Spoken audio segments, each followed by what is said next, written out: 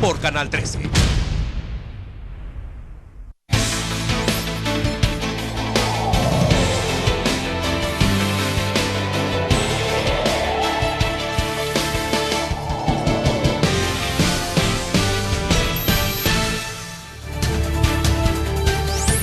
Cumpliría 10 años el domingo y quería ser abogado, pero sus sueños fallecieron en un hospital. Portuaria Quetzal, el embarcadero de la corrupción. A un año del escándalo, fiscal general visita estudios de T13 Noticias.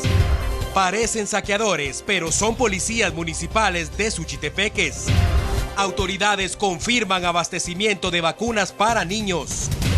A fuego lento, diputados cocinan propuesta para reactivar Pena Capital.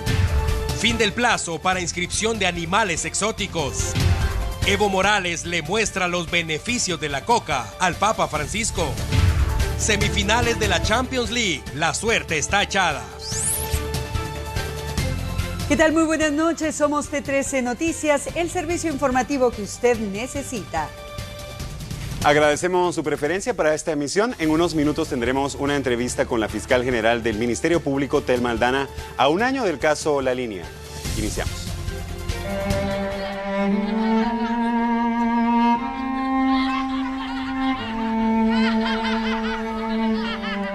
Vamos a iniciar con esta historia que lleva matiz de bullying y ocurrió en Cuyotenango. Los protagonistas son dos niños que estaban por llegar a los 10 años de edad, pero uno de ellos ahora está muerto.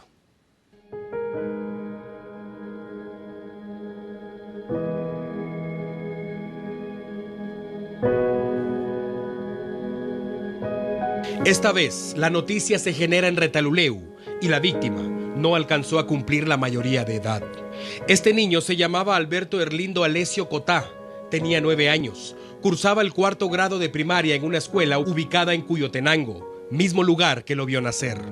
Hace 3 días regresó a casa con fiebre y le dijo a sus padres que un compañero de clase le había jugado una broma, moviendo la silla en la que se sentaría y cayó al suelo.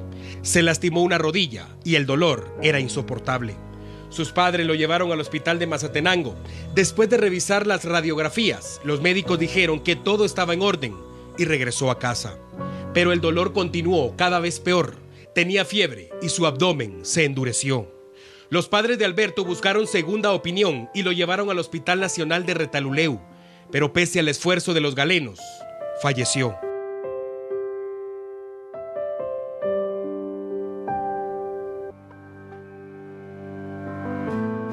El informe médico señala como causa del deceso que el apéndice se reventó. Los padres del pequeño creen que el niño que le jugó la broma a Alberto es el responsable de su muerte, pero saben también que los niños hacen cosas sin imaginar la magnitud o el daño que pueden provocar. Así que se limitan a lanzar un llamado a los maestros para que vigilen a los estudiantes y eviten tragedias. Alberto Erlindo quedó tendido en la camilla de un hospital y allí fallecieron también sus ilusiones, la ansiedad que tenía por celebrar sus 10 años el próximo domingo y su deseo de convertirse en abogado. Sus familiares están de luto, pero en el cielo seguramente hay fiesta, porque un angelito está de vuelta.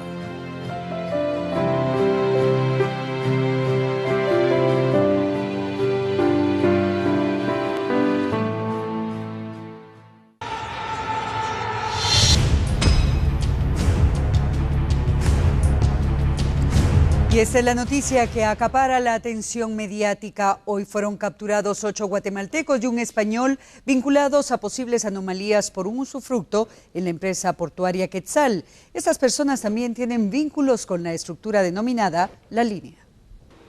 Tras varios allanamientos en la ciudad capital y Escuintla, 9 personas fueron capturadas esta mañana señalados por el Ministerio Público de un nuevo caso de corrupción en el país. Esta vez por anomalías en el usufructo que se otorgó a una empresa española para el manejo y administración de la terminal de contenedores Quetzal. Capturando al director de la misma, el español Juan Suárez, además de varios integrantes del Sindicato de Trabajadores de la Portuaria Quetzal, esto tras la denuncia de un contrato lesivo para el Estado por la Procuraduría General de la Nación por el manejo anómalo del usufructo y caer en los delitos de tráfico de influencias y enriquecimiento ilícito. Aquí una vez más, el nombre de Otto Pérez Molina y Roxana Valdetti vuelve a ser noticia. Esta vez, al estar involucrados por supuestamente haber recibido sobornos por el contrato de usufructo de la terminal de contenedores Quetzal.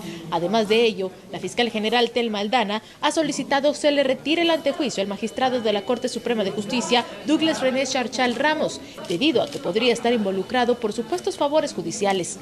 El exinterventor de la portuaria Alan Marroquín también tiene orden de captura, pero no se concretó este viernes ya que está fuera del país.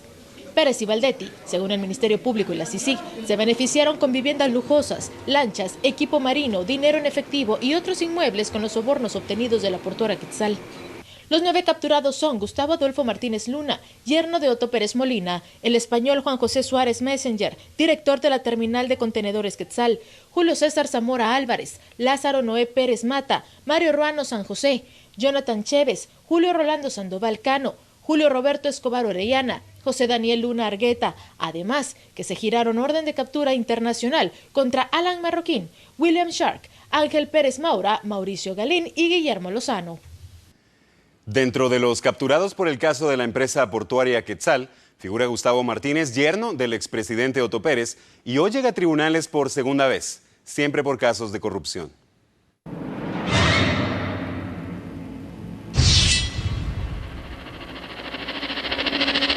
A un día de cumplirse el primer aniversario de las primeras capturas por el caso La Línea, hoy continuaron las aprehensiones por acciones ilícitas vinculadas a un usufructo posiblemente anómalo. Hubo capturas, pero dentro de los vinculados vuelve a figurar el otro primer yerno de la nación, Gustavo Martínez, quien también fue secretario privado de la presidencia del entonces mandatario Otto Pérez Molina. Las 9 capturas fueron ejecutadas durante 20 allanamientos en los departamentos de Guatemala y Escuintla. El motivo de las aprehensiones es por los delitos de asociación ilícita, fraude y cohecho activo, por presuntas anomalías durante la firma de un contrato millonario en la empresa portuaria Quetzal con la terminal de contenedores Quetzal. Información en poder de los investigadores refiere que por el usufructo de 25 años a la terminal, una estructura dedicada a la defraudación presuntamente dirigida por el expresidente Otto Pérez y la ex vicepresidenta Roxana Valdetti habría recibido $24.5 millones en sobornos. Gustavo Martínez, quien gozaba de libertad condicional por otro caso de corrupción, fue recapturado ahora vinculado al caso de las portuarias, donde presuntamente también participan sindicalistas y también Otto Pérez y Roxana Valdetti.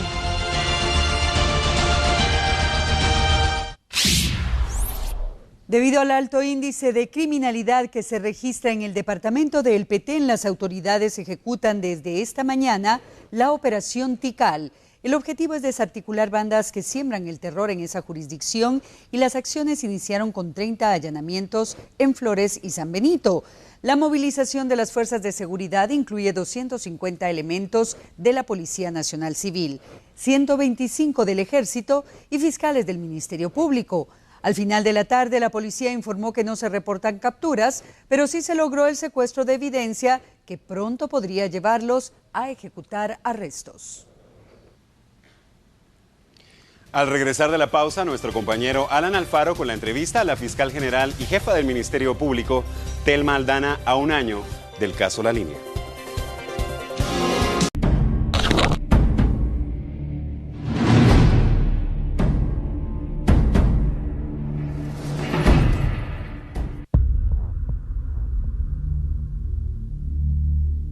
Fueron juramentados como presidente y vicepresidenta de Guatemala en 2012.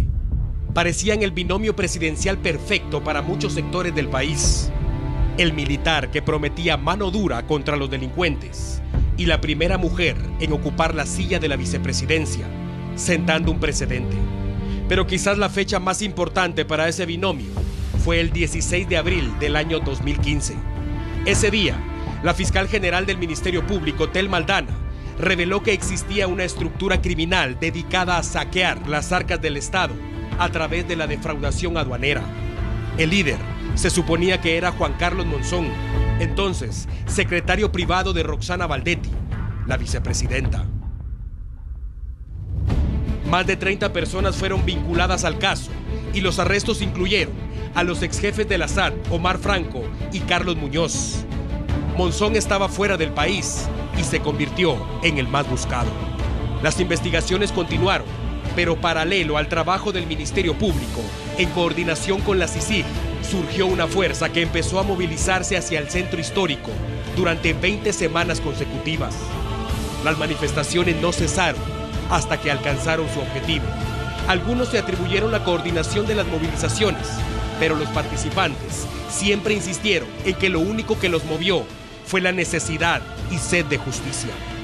La presión era mucha y el 8 de mayo Roxana Baldetti hizo llegar al entonces presidente de Guatemala, Otto Pérez Molina, su carta de renuncia. Era evidente que el daño estaba hecho y los cimientos del gobierno habían sufrido fisuras importantes. Los ministros de Estado empezaron a optar por la misma decisión, mientras el escándalo crecía. El 21 de agosto ocurrió lo que algunos temían y lo que muchos esperaban.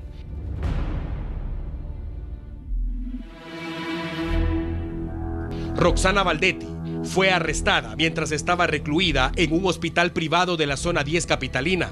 Desde ese día ha permanecido en cárceles y hospitales, pero siempre con custodia policial y a la espera de que se ventile el proceso en su contra. Septiembre 3, mismo año, con presiones prácticamente de todos los sectores y a sabiendas de que ya existía orden de captura en su contra, Otto Pérez Molina abandonó la silla presidencial y se presentó voluntariamente a Torre de Tribunales. Desde ese día, también permanece en la cárcel. El caso La Línea resultó ser el escándalo que le dio vuelta al país, el que derrumbó un gobierno y provocó que el pueblo despertara. Cuando se habla de La Línea, hay que hablar del 1, de la 2, de Claudia Méndez, de Juan Carlos Monzón, de alias Seco, de corrupción, de traición, de efectividad en las investigaciones, de polémica, de trasfondos aún sin descubrir, de un proceso penal pendiente de resolver, de muchas dudas y pocas respuestas. Cuando se habla de La Línea, hay que hablar de 12 meses después del escándalo y una sentencia aún por escuchar.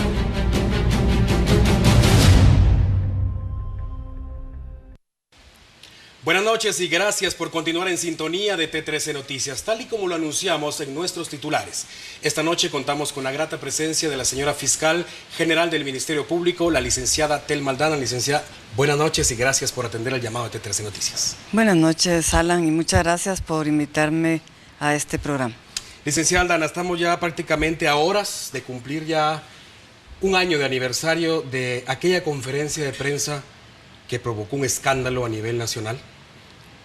Quiero iniciar esta entrevista preguntándole, la noche anterior a esa entrevista, justamente hace un año, ¿sabía usted, se imaginó en algún momento que la información que usted revelaría horas más tarde cambiaría en la historia de este país? Realmente nunca lo imaginé, nunca pensé que un caso, a pesar de que estaba convencida de la trascendencia y de la importancia del caso, pero en algún momento también pensamos que llegaba hasta Juan Carlos Monzón, y ya el hecho de llegar al secretario privado de la ex vicepresidenta era, por supuesto, un caso que merecía toda la atención, pero nunca imaginamos que, producto de los allanamientos precisamente realizados el 16 de abril, nos iba a dar la oportunidad de contar con elementos de investigación y material suficiente para llegar a establecer que tanto la vicepresidenta como el presidente estaban involucrados en ese caso. Para el 15 de abril, una noche antes, justamente hace un año, ¿había sospecha ya de Roxana Baldetti y Otto Pérez Molina? De alguna manera sí teníamos sospecha, especialmente de la señora Roxana Baldetti, porque en las escuchas telefónicas, como todos nos dimos cuenta, se hacía bastante referencia a la número 2. Por supuesto.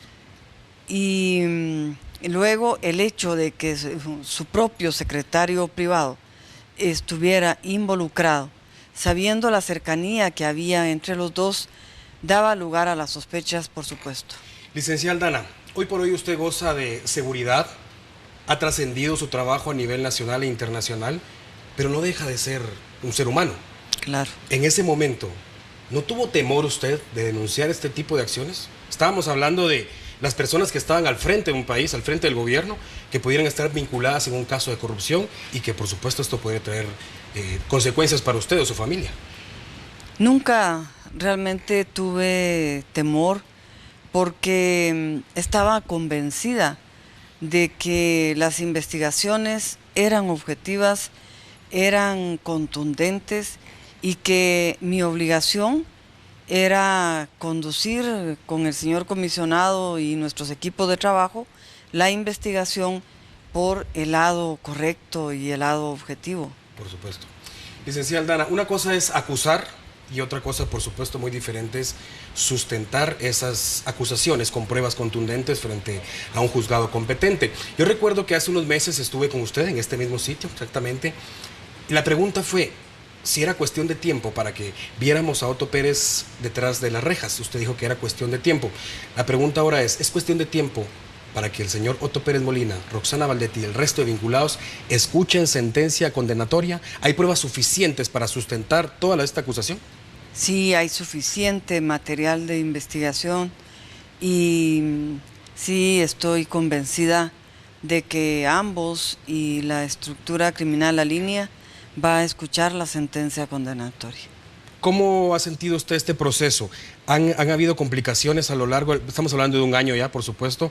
Pareciera tan sencillo hablar de esto que hace unos meses, pero es un año ya, 12 meses. ¿Qué complicaciones ha encontrado usted a lo largo de este proceso penal en concreto? En términos generales, el proceso ha avanzado en condiciones aceptables.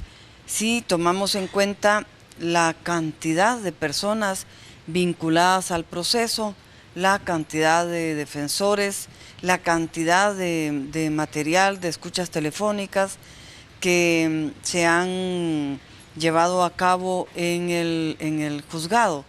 De tal manera que para un proceso de esta magnitud y respetando el derecho de defensa, el debido proceso, yo estimo que ha sido aceptable.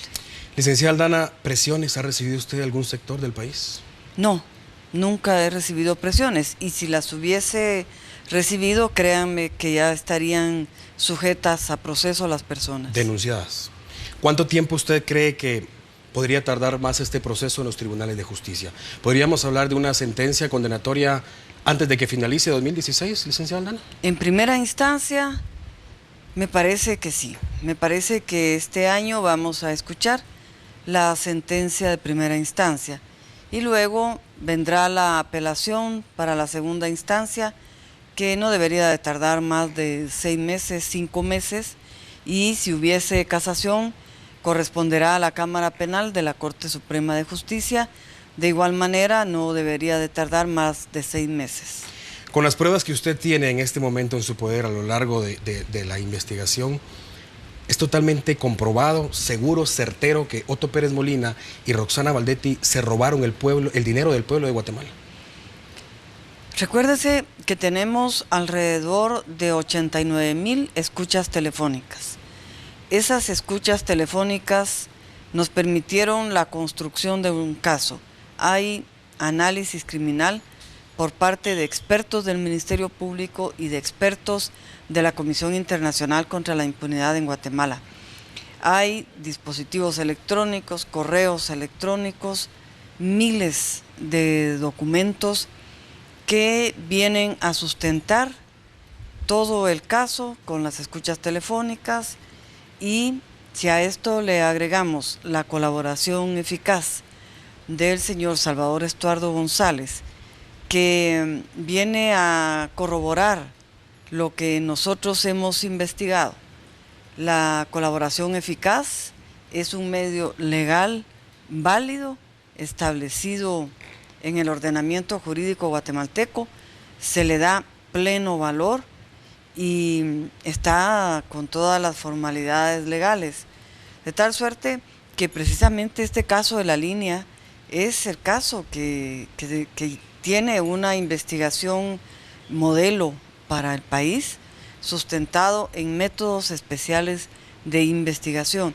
Por esa razón, a mí no me cabe la menor duda de una sentencia de carácter condenatorio. Toca usted un tema interesante y que ha sido motivo de polémica a nivel nacional, los colaboradores eficaces. ¿Cómo ocurre este proceso? La primera pregunta, ¿ustedes seleccionan o ellos se ofrecen para participar como colaboradores eficaces? Y la pregunta que el pueblo de Guatemala se hace, que alias Seco sea colaborador eficaz y Juan Carlos Monzón, ¿significa que ellos van a recibir una pena mínima? En el caso de los colaboradores eficaces, en algunas ocasiones el Ministerio Público empieza a hacer los acercamientos. En otros casos, los abogados de la defensa se acercan al Ministerio Público, hay acercamientos, hay negociaciones que son válidas, es el derecho penal premial y, por supuesto, dependiendo del momento en el que se formalice, puede haber una rebaja de la pena. ¿Podríamos tener algún ejemplo, alguna idea de qué cantidad de años podrían pasar en la cárcel, tomando en cuenta que están delatando a las personas que en algún momento trabajaron con ellos y están devolviendo el dinero que se robaron? En el caso de Salvador Estuardo González, podrían ser alrededor de 3 años. ¿Y Juan Carlos Monzón? Con él no se ha formalizado la negociación. Únicamente. Licenciada Aldana, vamos a ir a una pausa. Enseguida vamos a regresar con más de esta interesante entrevista con la licenciada Telma Aldana, fiscal general y jefa del Ministerio Público, a un año de que se revelara el escándalo de la línea. Ya regresamos.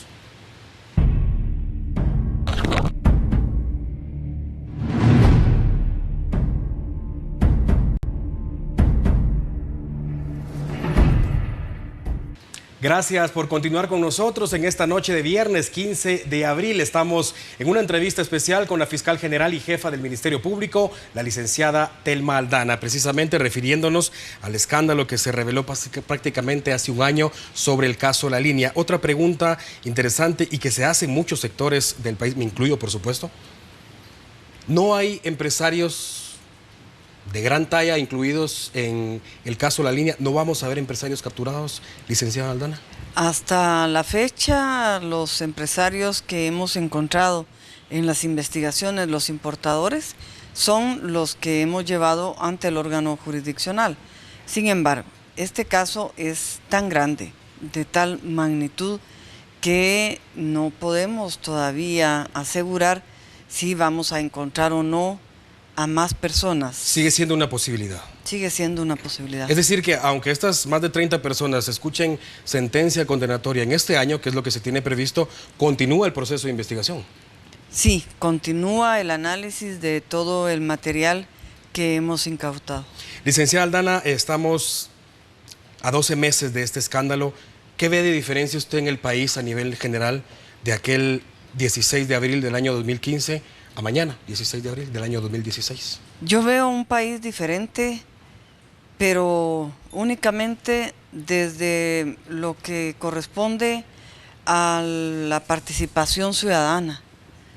Esa es la diferencia. Cómo la población guatemalteca, a partir del 16 de abril del año 2015, se ha involucrado de lleno y no ha bajado la guardia para estar vigilante de todo lo que se hace en el Estado. Creo que empezó a cambiar la cultura y, a mi juicio, cambiar la cultura de un país es lo más importante, porque después se pueden cambiar leyes, se puede cambiar la propia Constitución, reformar la Constitución política, pero es la cultura lo más importante. Y en este momento yo creo que Guatemala ha dado un paso importante en decir cero tolerancia a la corrupción.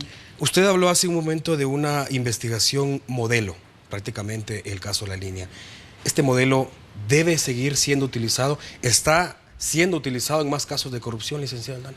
Sí, efectivamente está siendo utilizado en otros casos y además debemos de mejorar nuestros métodos de investigación porque la criminalidad se mueve con mucha facilidad y los investigadores debemos de ir adelante de la criminalidad, de tal manera que se requiere más equipo, más capacitación para mejorar. Recursos, por supuesto. Recursos, claro. Licenciada Aldana, ¿qué hace falta? Cierto que es un gran paso este caso de La Línea, que tuvo eco a nivel internacional. ¿Qué hace falta en nuestro Guatemala, en nuestro país, para erradicar la corrupción de raíz? ¿Cree usted que llegará ese día?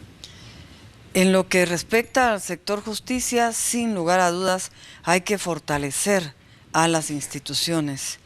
Y por esa razón estamos participando en el diálogo para la reforma constitucional. Creo que es el momento oportuno y sería producto de esa manifestación ciudadana del año 2015 lograr una reforma constitucional que verdaderamente nos conduzca a la independencia y autonomía del Ministerio Público y del organismo judicial. Ese despertar de la población guatemalteca, ¿cree usted que, o no le ha pasado por la cabeza que pudiera ser utilizado de mala manera en algún momento? Si bien es cierto, los 20 fines de semana consecutivos de alguna manera presionaron para la renuncia de los entonces mandatarios del país, por supuesto al lado o paralelo al trabajo que ustedes realizaban, que ese tipo de manifestaciones pudieran ser manipuladas y exigir también renuncias de funcionarios que nada tienen que ver con problemas legales. Es difícil, no obstante, sabemos que las estructuras criminales tienen poder y que en el caso de Guatemala han estado incrustadas en el propio Estado. Pero lo veo difícil porque la ciudadanía está atenta, la ciudadanía está participando y saben qué es lo que están haciendo. No creo que haya persona capaz de manipular la plaza. Licenciada Aldana, hay preguntas tan básicas sobre este tema en particular y le quiero hacer una de estas que algunas personas consideran bastante fuerte. ¿Puede usted trabajar, puede el Ministerio Público continuar trabajando ya sin Iván Velázquez, sin la CICIG? Lo que sucede es que en la medida en que al Ministerio Público se le tenga sin el presupuesto adecuado, que el 90% del país no tenga al ente investigador, es sumamente difícil trabajar en esas condiciones. Yo creo que deberíamos de tener absoluta conciencia de que si queremos la institucionalidad, hay que fortalecer al Ministerio Público. Yo lo he dicho reiteradamente.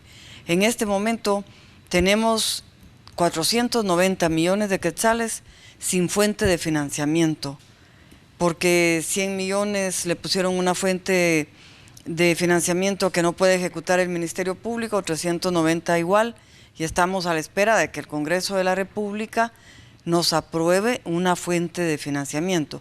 Mientras tanto, no podemos viabilizar proyectos. Pero están dependiendo de la Comisión Internacional puramente por cuestiones económicas, licenciada, o el Ministerio Público ya tiene la capacidad, el equipo necesario, el personal necesario para continuar con investigaciones como esta del caso La Línea. Sin duda el Ministerio Público tiene personal muy capacitado, tiene fiscales con un alto nivel, tiene una dirección de análisis criminal muy capacitada también, la unidad de métodos especiales y varias fiscalías donde se realiza un trabajo del más alto nivel profesional. Pero nunca vamos a poder ser una institución sólida si nos mantienen siempre ahogados con el presupuesto. Sin el presupuesto es imposible. Necesario. Licenciada, es un placer tenerla acá en los estudios de T13 Alan. Noticias. Gracias por acompañarnos. Muchas gracias, Alan. Feliz noche. Bien, con esto nos vamos entonces a la pausa. Usted siga en sintonía de Canal 13 porque enseguida estamos de regreso con más información. Ya volvemos. Gracias por continuar con nosotros. Para unos es necesaria porque bajaría los índices de criminalidad. Otros consideran que debe de fortalecerse el sistema de justicia. Lo cierto es que aún permanece estancada en el Congreso la polémica ley de la pena de muerte.